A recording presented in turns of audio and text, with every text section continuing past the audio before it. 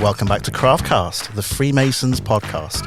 I'm James, joined in the studio by Stephen, Sean, and a very special guest host today, Mitch. Thanks for having me. Great to have you, Mitch. How's it been getting down here today? Pretty good. Yeah, I'm only in West London, so not too Chiswick, bad. Don't you? Only Chiswick, yeah. About 35 minutes, 40 minutes, but yeah, it's been fine. Thanks. So what have we been up to recently, guys? Not a great deal. Actually, I have something quite deep to share, guys. Oh, okay. he's not told us this, so I'm scared now. I thought I'd save you the surprise. So the other day I was on TikTok, as I generally That's am. dangerous. all deep stories start. Yeah. And I saw this video of, it was like this really old recording of some guys from like 100 years ago. And they're staring into the camera. And the caption that came with it was, these people stared into a camera 120 years ago and had no idea that 120 years later, you would be staring back at them. Which I was like, wow, that's crazy. And it got me thinking, we're doing this podcast. Mm-hmm. People are going to be able to listen to this forever. Our voices have been like immortalized for history saying this. That is very deep. That is quite deep. Yeah. It just got me thinking. So really, when you ask me what I've been up to, it's sort of philosophical. He's been on TikTok, imaginings. is what he's telling us. And That's how people do philosophy. I never They thought go on I would TikTok. hear. Yeah, I never thought I'd hear the words TikTok and deep philosophy in the same sentence. So you've Get used to illuminated it. me. AI. There we go. That's what I'm saying. Thanks for the lesson, Sean. How are you, Stephen? Yeah, fine. Thank you. Went over to Germany recently. That's good. So been travelling lots, which is rather pertinent for our conversation today. Yeah, absolutely. Top segue. Is that work or pleasure? Pleasure. Pleasure. Definitely pleasure. Yeah. Where did you go? I'm a big German fan. Near Frankfurt, Darmstadt. So went away for Easter to visit my girlfriend, and yeah, had a lovely Easter. Any Easter eggs? Lots of Easter eggs. Did an Easter egg hunt, and in fact beat her sister and her sister's boyfriend. So just shout out to them that they lost the Easter egg hunt, because they will listen Not to that you're this. competitive. Two No, less never. listeners today? He's so competitive. He's a gold medal winning Easter egg hunter. That's what it is. And Mr. Mitch, Yes. welcome, of course, to Craftcast. Thank you very much. Thanks for having me in this lovely room. Who knew this room existed? In the depths of Well, we Freemasons did. Hall. What was this room? I always like a Freemasons Hall because it's so old. What was this room prior to a studio? I believe this used to be the Metropolitan Grand Secretary's office. Really? I mean, I don't know that for sure. Yeah. Very nice. Matthew Christmas, if you're listening, you will need to verify that. The current Metropolitan Grand Secretary, they've obviously moved. But yeah, I think it used to be David Swain's office when he was Met Grand Secretary. It's a lovely little room. It is. Very professionally done as well. No expense spared. It's some expense. Yes, indeed. Some expense spared. Should we segue very delicately onto our topic for today's podcast, James? Yeah, I think so. I So was segueing, and you just took it off track and you again. did a very good segue Thank about you. visiting. Yeah. 10 out of 10 for effort. I'll Thank give you 10 out of Appreciate 10 it. for effort. But yes, today we're going to be talking about visiting, Masonic visiting. So the act of going and spending time at a lodge meeting of a lodge you're not a member of, either in your own province, a different province, or, as I'm sure we'll get onto, overseas. Shall we get into it? Let's do it. Let's go. Okay, so today we are going to be talking about visiting, an idea brought to me by brother Keith Hounsell of Loyalty Lodge number 243 in the province of Guernsey and Alderney. An excellent idea, I think, to talk about the process, the procedure of visiting, because there is a procedure to be had, and also the benefits, the joys of visiting others, because it's something we talk about a lot at the dinner, at the festive board after the meetings, but not necessarily something we talk about in general, not something we've talked about too much on this podcast. And I'm sure with our guest host, we'll also have some anecdotes thrown in somewhere along the way. For the non-Masons listening, though, what is visiting? So you have your lodge that you have joined and that you're a member of, but it's essentially visiting, going to another lodge that is not your own, not one that you're a member of, and attending a meeting and hopefully a festive board afterwards as well, and enjoying the company of other Masons that you probably haven't met or at least aren't in your own lodge and you don't see on a regular basis. I'll be honest with you, I didn't know I could visit for about the first 3 years of being Wow. a Freemason. Yeah. So I was just like, my Masonic experience was 4 meetings a year at Greenwich Meridian. Yeah. And it wasn't until someone said, oh, do you want to come and visit my lodge? And I said, I'm allowed to. Oh, yeah. We can do that. Yeah. So, and I did, and it was brilliant. It was nice to broaden your Masonic experience and the people that you're meeting, and even just meeting in different places. Going to meetings in other places is interesting and good fun. But as our podcast visitor, Mitch, I know you do a hell of a lot of visiting. Good segue. Used to do quite a lot. So initially a Wiltshire Mason through and through from Swindon. So everybody knows Swindon, right? Oh, I don't know. I'm from Gibraltar. I don't know Swindon. Apart from you.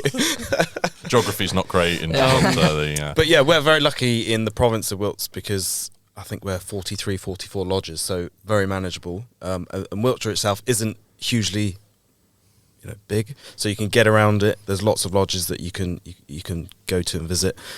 A really good experience, and again for many reasons, like the consistency of meetings. If you're used to going to one a week, one every fortnight, you can. Generally speaking, the provincial lodges are slightly different to London lodges. I'm not quite sure how they compare to district lodges, but we meet every second Friday. Royal Sussex Lodge of Emulation number 355. Give that a bit of a shout. Name drop. Yeah.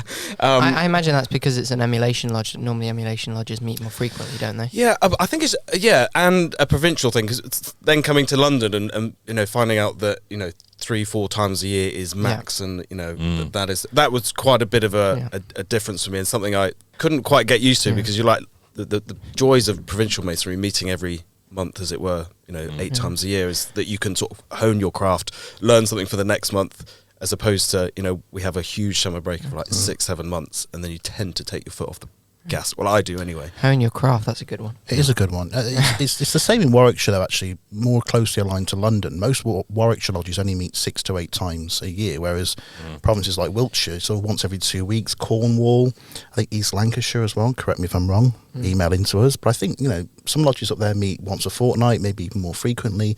So geographically, it really does depend. Yeah, my mother lodge, we meet 8 times a year. Yeah. So once a month with a summer recess, exactly and the same. not New Year, basically. So, but the benefits are, of course, where visiting comes in so useful. During that summer break, we have summer lodges, so we'll only predominantly meet in the summer, and then they're 4 times a year, so they're not very often. But you've got one in June, August, September, whatever it is. We can't really do that; it's too hot. Okay, yeah. Can't wear a suit in that weather. No, you take your gloves off. But again, it gives you that consistency. Especially, we've just initiated a chat in April, so now we don't go back until October, and it's a really then good point to say, right, you ought to go and see an initiation, go and see what you've just gone through. You can then go to another lodge and see it. And I think with visiting, when you do your ceremony, is quite an important part, because there's so much information that you receive when you go through any ceremony that you don't really get the full effects of it until you see someone else go through that ceremony, and you get to see it from a different perspective. Like most things in life, until you see it from a different perspective, it's quite difficult to fully grasp it. So I think visiting is a really good opportunity to do that, because in some lodges you might get one candidate every few months rather than one candidate a meeting. So an initiate won't see the initiation ceremony in their own lodge in a lot of lodges, for 5-6 months. Whereas if you visit and go and find one, I saw, for me it was really interesting. I think it was literally the day after, or it was certainly the same week, I went to an Irish Constitution lodge, which we have at home in Gibraltar, and watched an initiation with their ceremony, and that was really interesting for me to see it, and I was trying to notice the differences, and that really gave me an immediate grasp on what was going on. Yeah, I think that's often the context of visiting's introduced in initiates, isn't it? That's probably the best piece of advice I would give to a new initiate, is to not that you received it yourself. I didn't at all. But go and see another one. Because the other thing is, if you're an initiate, and then the next meeting is a second degree, and the next meeting after that's a third, you're not going to be in most of those following 2 meetings, because you're going to be sat outside, aren't you? So actually going out, visiting another lodge, seeing another initiation, so that you're part of it, you're involved, gives you a chance to engage, and it does, and it just means that you're getting your Masonic experience, as they say. The benefits of also visiting is the fact that each lodge is not very different in largely the same, but they're quirky, they're different. They have different styles of how they like to go about things. Where we were consecrated in 1818, Royal Sussex, so we're very old. We sort of preconceived the books, the blue book that we learn our ritual from sort of came afterwards. So our ritual is slightly different. So we get given a book when we join. They're like, don't really pay attention to that. We'll send you a PDF, with actually what it is. So we're largely the same. We're still emulation, but we are slightly different, and that is the excitement. Like you go somewhere to like Bristol, and it's hugely different again, and the way they do it, it's all about that excitement, what you're going to learn, who you're going to meet, doing something else somewhere else. I think that's a really good point, because in general I think we focus a lot of the, as we should, I guess, a lot of the focus leans on meeting other people, and even when I just said it, you meet other people and you go to places that you otherwise wouldn't, and etc. But in terms of the actual ceremony and actually in the lodge, that's a big difference as well, and seeing different, it's really interesting, and a lot of people join and even if they don't join for it, they stay for the interesting ceremony and the things that they learn about Freemasonry in general and the history behind it, etc. And you learn so much from visiting. You might learn, just something new that's true in your own lodge that you just haven't noticed because it's a different environment now that you're in, or it might be an entirely different way of doing things, different piece of ritual. Like I said, seeing an Irish constitution ceremony that was so different to mine. Yeah, so I think that's a really good point. I think the idea of seeing different types of ritual, like you both said, is crucial as well, particularly if you're maybe, let's call them a longer in the tooth mason. You're a master mason or you're an installed master, so you've seen all the ceremonies multiple times, but actually to go to a different province perhaps, like we'll always call it out, going to Bristol and seeing the way that they work, both in the craft and in the Royal Arch. Yeah. Bristol's the only province in the Royal Arch that does something called the ceremony of the veils, which is a very unique ceremony which you won't see anywhere else in the Constitution. Yeah. And that alone is an excuse to go down and to visit them. I went down last year to watch a 3rd degree ceremony at the Scoutcraft Lodge with my New and Young Masons Club. And actually that was amazing, because for those listening that know the 3rd degree story, it's the same. There's a lot more theatre and a lot more drama involved with doing it, which I really enjoyed. And it gave me a new take and perspective on it. So it's just another reason to go. Yeah, definitely. And they are vastly different as well. Mm-hmm. But the common factor is that it's still Freemasonry. Yeah. The fundamental bits are still the same. So it's good to go out, and especially I meet a few people that are like, we don't visit because I don't know anyone there. Well, that is the best sort of situation to put yourself in. It's like going on holiday with a group of friends. You will just speak to that group of friends the whole time. Yeah. I've been lucky enough to have a bit of time off and to be able to do some travelling by myself, and I'm slightly out of my comfort zone, but because of that I then talk to other people and I have to go out and mix, otherwise it's me talking to myself the whole time. And I've met the best people in lodge, in Freemasonry, just travelling like that. I really love that, because actually I think one thing that Freemasonry is very good at doing is putting you in uncomfortable situations, but in the right way. Whether it's remembering a piece, your questions and answers when you're going through the ceremonies, you have to stand up in front of everybody and deliver that, or delivering a toast at a festive board perhaps for the first time, or responding to one. And actually there can be a bit of anxiety about going to a lodge where you don't know anybody and meeting people, but it gives you some important life skills as well, the idea of doing that. And so I totally agree with you, Mitch. I think it's a great thing to do. And that starts at the festive board of your own lodge. Like, try sitting somewhere else, not with the same people you sit with, because you might not know them from Adam, but the stories that they hold, and the joys of Freemasonry were also different. But we have that one common factor, and in our lodge we have ex-airline pilots, plumbers, binmen, lawyers, and so on and so forth. We're all different, but we have that common interest, and we talk about everything and anything, and it's so fascinating to find out where people have come from, why they joined. That's always a good question that I like. Why did you join? Like, how did you get involved in Freemasonry? It's always a great starting point. Well, I think, even Sean, on a previous episode, you've mentioned that you were, I think it was at your initiation, you were sat next to some elderly gentleman who you said, when you first sat down, you thought, there's no way I'm going to enjoy it. Like, we've got nothing to talk about. Yeah. And you ended up having a great conversation, a great evening. That's also really an important part of visiting. I think we're talking about the sort of provincial differences. I remember I was lucky enough to visit Mancroft Lodge, number 6074 in Norfolk, for an initiation a year or two ago. I went down there with Josh Worley, and I wasn't told at the time, but apparently in Mancroft Lodge, and I don't know if this is a provincial thing or it's just a Norfolk thing or it's a Mancroft Lodge thing, but the response has to be sang. Really? Wow. To the toast? to the toast. Wow. Like if it wasn't difficult enough sometimes. Yeah, and Imagine if your first time going there, that would be scary. which it was. And me and Josh had to stand up and sing. Thank you, to the worshipful master. Is there a video?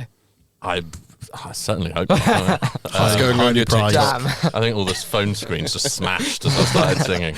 But I was like, oh my goodness, this is a bit different. But it was a good laugh and it was fun. And actually, no one's sat there. It's not Simon Cowell sat there judging your singing abilities. It's just a nice.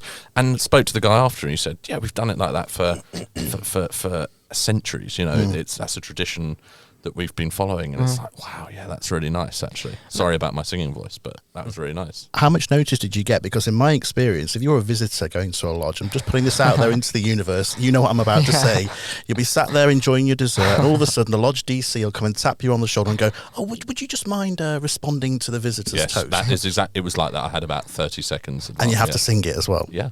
Wow. For those non-Masons that won't know, there's a toast to the initiate when you have an initiation, and you have to respond. So I'm giving you warning if you're about to join that you will have to respond. It's nothing to be scared of, but prepare something to say back. And then put it back in your jacket pocket and use it for the next time. You can just change the names of the lodge you're at, and it works every time. Yeah. Keep it brief. Well, Well, I didn't get that privilege, despite the fact that both my parents are Masons. Neither of them told me until the moment I was supposed to stand up. And my dad was on the top table with me, Deep end, and just turned around and went, nodded at me like, "Off you go." And I'm like, "Off I go what?" And he went, "Well, you got to respond." I went, "Why didn't you tell me?" I thought it'd be entertaining. So I didn't. I just got dropped in the deep end. Love that. I think another nice thing about visiting as well is the ability for you to go and support people, right? Because whether you're going into the chair for the first time or you've got a special occasion going on, actually to invite people to come and visit your lodge and to watch that occasion take place, to support you, that's a really nice feeling and brings you closer in Freemasonry. I actually remember you two, Sean and Stephen, came to support me when I was promoted. Oh yeah. That's good fun. Well, if something special is happening for yourself, it's nice to have people that you know that aren't members of your lodge or your district or province or whatever. Yeah. Come or even constitution, come and visit and support you in whatever you're doing. I mean, in Lodge Sine Nomine number 10,000, the next meeting, I believe 16th of June, we've got a multiple raising, a third degree ceremony, and a lot of guys from Gibraltar are coming over because it's the same week as a lot of Grand Lodge meetings. They're there anyway, so they're going to stay and support and come along to the meeting, and that will, I'm sure, mean the world to me to have those guys there, and it'll be a piece of home there with me when I'm doing that. And certainly one thing I was going to say with visiting is that with all this that we're saying, we learn this and we learn that, we can also then take that home to our lodges and to our provinces and districts, and take a little bit of something that we've learned somewhere else. And I think that's very much how traditions and information, almost in the way that we do things, travels across the constitution, I guess. Yeah, we've spoken about sort of visiting provincially, and Stephen, obviously in your case, districts, but James and Mitch, I know you guys, and Stephen, you might have done, apologies if you have done this, you guys have travelled and visited internationally, right? Abroad, you guys have been to the States, and Yeah. what's that like? Because we sort of see American Freemasonry, just speaking American is where I know you guys have visited, so it's very different, isn't it? Even in terms of what they wear, the regalia is different. Is that sort of a bit of a weird feeling? Because it's a familiar surrounding of a temple, but with differences. different stuff going on. It's different and it's the same. Sounds like a politician's answer, but when I went there, obviously I had to prove that I was a Freemason. So I took my certificate with me. They looked at that. Oh my God, what is this? It's got a royal coat of arms on it. It looks very impressive. Because over there they just have like a dues card, like a credit card size thing that goes in their wallet that says they've paid up. And then I had to prove myself that I knew the different signs, tokens, and words, and the Masons listening will know what I mean. They were all the same. But then the meeting itself was very different. They all wear casual clothing. I was there in a two-piece suit and a tie, and the worshipful master was wearing a polo shirt and a pair of jeans. Didn't have your Aston Villa shirt on? I didn't have my Aston Villa shirt on, no. How dare you? But it was amazing. Well, how dare you, more like. Yeah, exactly. And they actually did a third degree ceremony in a similar vein to what I was talking about with Bristol. It was very much more acted out, which I thought was fascinating. And the ceremony itself lasted like 3 hours, and they ate before the meeting. But it was just like a buffet, sit down, sit where you want. There was no formality to that, like there is here. But I actually really enjoyed it, and looking forward to going back again. But Mitch, you've had a similar experience. American Freemasonry in general is very good, and again, it's not as old as Grand Lodge here in our constitution, but again, they are very keen. They're very into it, and you're right, it is the same but different. For instance, eating prior to the meeting, but for them it's more of a family orientated. Freemasonry is more included in their day to day.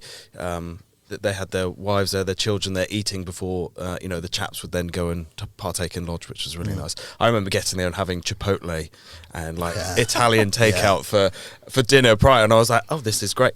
Like, help yourself, I never paid for a thing, and it was very welcoming in that respect. Again, very different. Yeah, some of them wore suits. I went suited and booted, as I only knew at the time. Representing a Grand Lodge, but it was, they made me feel so welcome, and I've made so many great friends through this process. Derek Revis and Mark McNee, a couple of really great guys I've met. I visited in Washington, D.C., so managed to go to the House of the Temple, so Washington's equivalent to cool. Grand Lodge, and it is a magnificent building. I actually had a meeting there. There was probably 30 of us, and it was really nice. Amazing. Again, wouldn't have that opportunity otherwise. And also San Francisco, really, really friendly, much the same, and was able to meet and join in and share my experiences. And the best thing that we in our lodge, we give a trowel to our entered apprentices, and there's a bit of ritual that goes with that, and I don't see it very often, so I took a trowel, I got it engraved from our lodge and presented it to the worship master over there. Lovely, so again, they will always have that. They will, in 100 years' time, going back to what you said earlier, they'll remember that opportunity. That'll be immortalised, that'll be there. Yeah, that somebody went from foreign shores and gave them something as a memento. But, a really fantastic experience. It stems from just a simple email. Had the opportunity to go to America, and I followed the protocol, emailed the secretary, grand secretary, so on and so forth, and then got an email out the blue. I think it was Justice and Columbia Lodge in Washington, and they said, "Dear Brother Bryan, we look forward to having you. We are just about to roll out this initiative where any foreign visitors to our lodge, we will give a guided tour around Washington, D.C. Would you be happy to be a guinea pig?" And absolutely was fine. Yeah, I was like, yeah, no problem. Didn't know what to expect. Rolled up, met this metro station. You'll meet a chap, and I forget his name now, but he was very good. About 80 years old. And I was like, oh, here we go. Is this going to be, or history tour? I could not keep up with this chap. He was 10 paces in front of me all the time. We spent 8 hours walking around Washington, D.C. I was knackered, but I had the best time. We went to the George Washington Masonic Memorial, and if you haven't been there, it's amazing. Went to so many historical places with Masonic references. Really not. They didn't have to do that. Someone took a whole day to do that and show me around. And, forever grateful. I will always remember that. And that was just from a simple email. I think it's important as well, you've already alluded to it, Mitch, that there is a protocol for anyone listening. There's kind of an unwritten protocol for visiting within UGLE, which we should talk about in a moment. But actually, there's a very specific protocol which must be followed if you're visiting a foreign constitution, whether that be Irish, Scottish, USA, any other non-UGLE constitution. Steve, do you want to chip in on a bit of that? Because you do a bit of cross-border visiting as well, right? Yeah, in Gibraltar, it's much easier because we all meet under the same roof, and so we all visit frequently. So that process was done a long time ago, and so it's not something that we repeat all the time, But this process is there to make sure that, and it's something we've mentioned this word quite a lot, is constitution. And I think a lot of people listening, unless even a lot of Freemasons might not know exactly what we mean. And I was actually, I'm surprised. Sometimes I get, a really senior officer might ask me a question about visiting, for example, and say, "Oh, what do you mean by this?" And I'm like, I forget that if you don't visit, you don't know these things. You can be really senior in Freemasonry, and if you don't visit lots of different places, you don't know, and that's not a problem. No. But I'd like to highlight that Constitution. Yes. English Constitution is what we are as the United Grand Lodge of England. Yes. And then you've got other Grand Lodges from other countries, like Ireland, like Scotland, but in America, they've got Grand Lodges that are from different states, I Yes, believe, that's right, yeah. rather than one Grand Lodge. And you go to anywhere, more or less anywhere in the world, and they'll probably have a Grand Lodge there. And most of them are recognised by United Grand Lodge of England. And they don't come under the United Grand Lodge of England, but they recognise them I think at least in a somewhat similar way to how we recognise Grand Lodges like the Women's Grand Lodges. We don't meet with them, we don't work with them in the lodge, but we recognise that they exist and accept that they do that and they do masonry properly. Yeah. I think the safest bet for anyone listening and wondering how to go about doing this, contact your province or your district if you're a Freemason, and they will put you in touch with the Chancellery here at UGLE, and the Chancellery will manage that whole process for you. Yeah. So they will reach out to the Grand Lodge, they will arrange everything for you. You just have to get in touch if that's something you would like to do. It's a very easy process. Very easy. It's very easy, but it's super important because there will be some jurisdictions, some Grand Lodges where they're not recognised. Yes. And therefore you may be in breach of the rules if you go and visit them without going through Grand Lodge That's first. why it's so important to check with the Chancellery team here And at that's why UGLE. there is a process. And that's why there is a process. Some places have like a Grand Orient and some places have a Grand Lodge, and one is exactly. recognised over the other for whatever reason. So it's Yeah. just a case of making sure you're going to the right one. Yeah, and that process, as much as it is a being stickler for the rules here, you have to follow that process. That process does allow you, like Mitch just said, to meet people from all over the world, and wherever you go in the world, in all likelihood, you will find someone who is a brother who will help, who will support your visit and show you around and make your stay all the better for it, for sure. And So, the opportunities that sort of lead to that. I was on my own, and I thought I was in San Francisco, and I met this chap called Mark. Very nice, made me feel at home. He said, "What are you doing tomorrow?" I was like, "I'm just going to take a walk over the Golden Gate Bridge, I think." He was like, "Don't worry about that. I've got a boat in the marina. It's Fleet Week here in San Francisco, a bit like Royal Fairford Air Tattoo. Come and drink margaritas on my boat if you like." I'm like, "Absolutely, I will." I will absolutely take I will take you up on that. What time do you want me? Can I bring anything? But without that, a simple email turns into a simple conversation. You visit a lodge, and then again, we've been very good friends ever since. All right, we probably see each other once every 2 or 3 years.